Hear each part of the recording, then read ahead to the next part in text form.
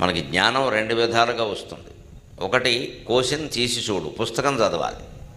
రెండవది దేశం తిరిగి చూడు, దేశమంతా తిరగాలి, రకరకాల ప్రాంతాలు తిరగాలి. ఈ రెండింటి వల్ల జ్ఞానం వస్తుంది. దేశం తిరగడం వల్ల వచ్చేదాన్ని లోక జ్ఞానం అంటారు. కోశం తీసి చూడడం వల్ల వచ్చేదాన్ని శ్లోక జ్ఞానం అంటారు. లోకజ్ఞానం శ్లోక జ్ఞానం రెండూ ముఖ్యమే. లోకజ్ఞానం లేకుండా ఒట్టి శ్లోక జ్ఞానం ఉంటే చాదస్తం పెరిగిపోతుంది.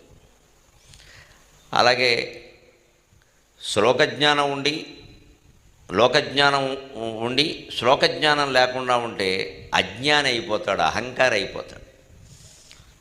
జనరల్ నాలెడ్జ్ పేరు మీద, లోకజ్ఞానం పేరు మీద మనం ఎన్ని విషయాలు తెలుసుకున్నా అంతిమంగా శ్లోకజ్ఞానం వల్ల ఈ భౌతిక పరిజ్ఞానానికి సారాంశం ఏమిటో తెలుసుకోవాలి.